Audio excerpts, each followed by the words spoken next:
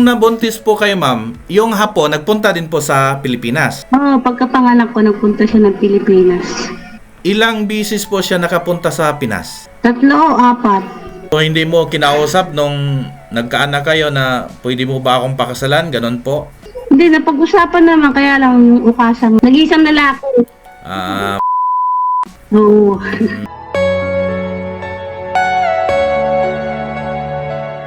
Mga kalingap, meron po kaming tatawagan ngayon. Siya po yung unang na-vlog ko. Yung nanay na gusto siya humingi ng gusto niyang makapunta ng Japan ang kanyang anak.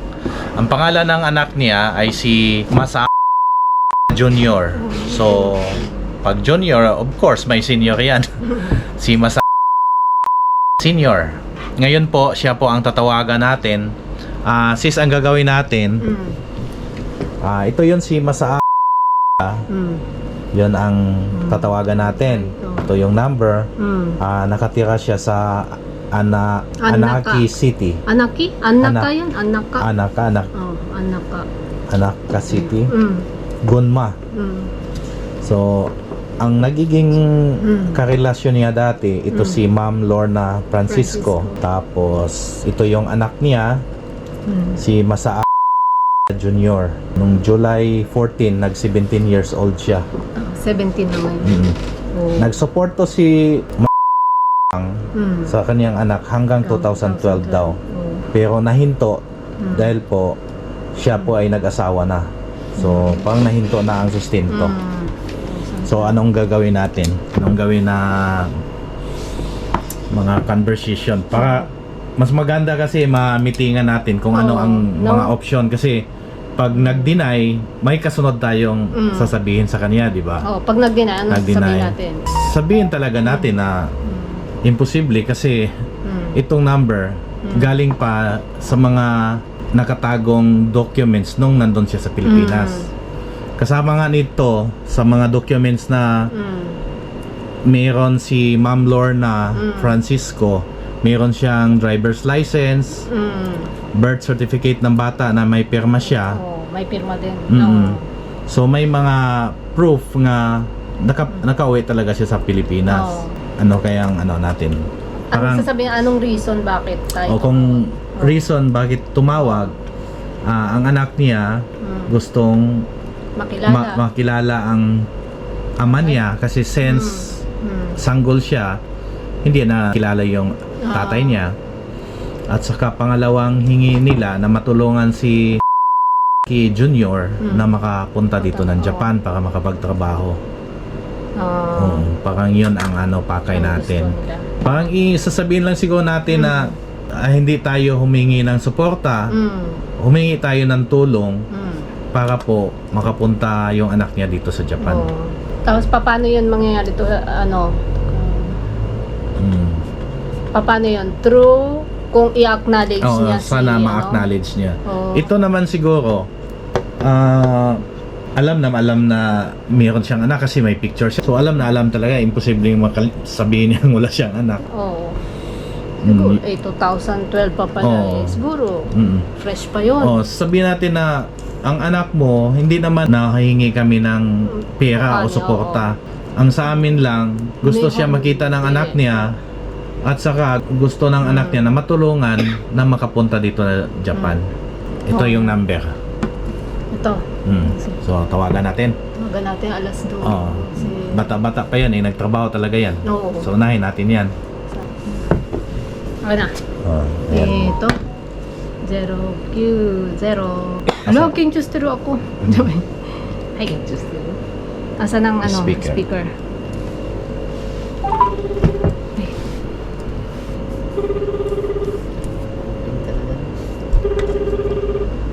May trabaho din.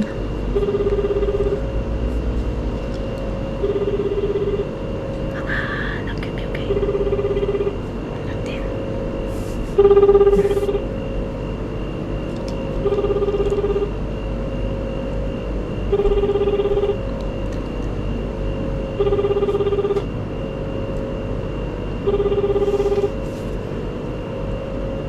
Mga lunch break siguro to.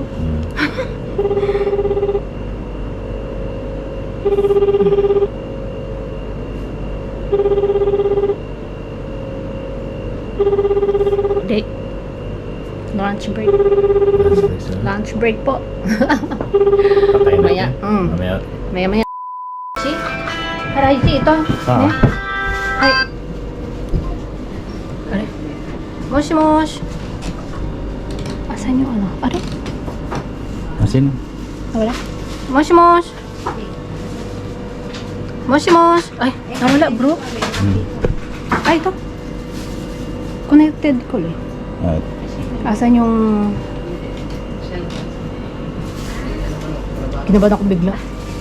Ito na. 195 ito. Asan yung... Ay.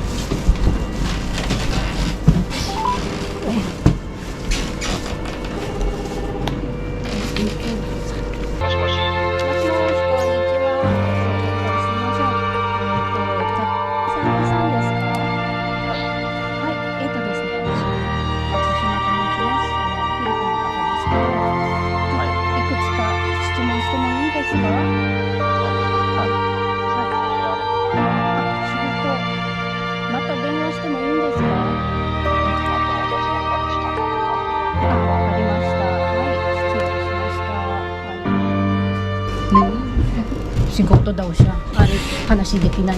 Oh, kinabahan ako. Sabi ko, hindi ko naman nakikita. Nanginig. So mga kalingap, Natawag na lang daw ulit. siya na lang daw ang tatawag sa atin. Kasi yun, may trabaho daw siya ngayon. At hindi siya pwedeng makipag-usap. So mamaya ulit mga kalingap.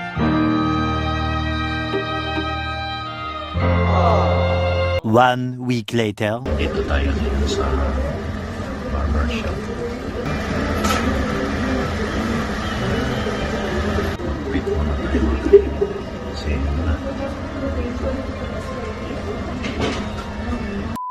medyo nagporma na tayong tao. Nagpagupit kasi ako mga kalingap. Update po tayo sa batang Japanese na si Masaaki po. Nung isang linggo po, tinawagan po namin yung tatay niya. Ilang bisis po namin siyang tinawagan. Buti na lang po sumagot si Masaaki. Kaso lang po nasa trabaho siya. At sabi niya siya na lang daw po ang kukontak po sa atin. At hinintay po namin ng ilang araw po. At tinetext po siya, mini-message po siya sa kanyang number. Hindi po siya nag-reply. Nung una kasing attempt ko sa pagtawag sa kanya, ito po yung cellphone ang ginamit ko. Niregister ko yung pangalan niya. Nung kanina po, habang nag-i-scan ako sa Line apps, nakita ko po yung line niya. Ito po. Yan po. Friend pala kami sa Line dahil siguro naka-register yung number niya dito sa phone ko. So ngayon po ang gagawin po natin, nanghingi po ako ng mga picture ni binigyan naman po ako kahapon. Kaya natagalan ang update mga kalingap kasi medyo matagal na ka-reply si Ma'am Erlinda Francisco, yung auntie po niya. Kasi siya ang contact ko doon sa Pilipinas. So medyo matagal, ilang araw siya nakapag-reply. Kahapon po nagpadala siya ng mga picture. So i-forward po natin kay Masaaki. So ito po ang gawin natin mga kalingap. Andito siya sa aking friend list. So ngayon po i-forward natin yung mga picture ni Mas Junior po.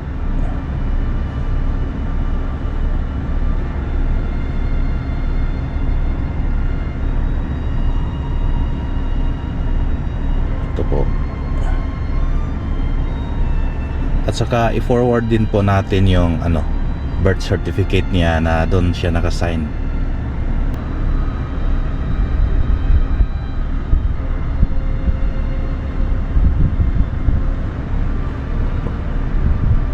Nag-send na po mga kalingap. Kahapon po mga kalingap, ipinadala po natin through Line apps yung mga picture ni Mas. at saka yung birth certificate niya, pinadala po natin sa line, mini-message po natin, pero hindi pa rin tumawag si Ida, yung papa ni yung senior nga, si senior. Hindi siya, iwan ko kung nabasa ba niya o nakita niya yung message natin, pero hanggang ngayon po wala po siyang tawag sa atin.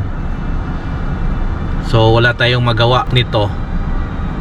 So sa mga nag-comment dyan na bakit hindi namin dinulog sa NGO, dinulog na po namin mga kalingap.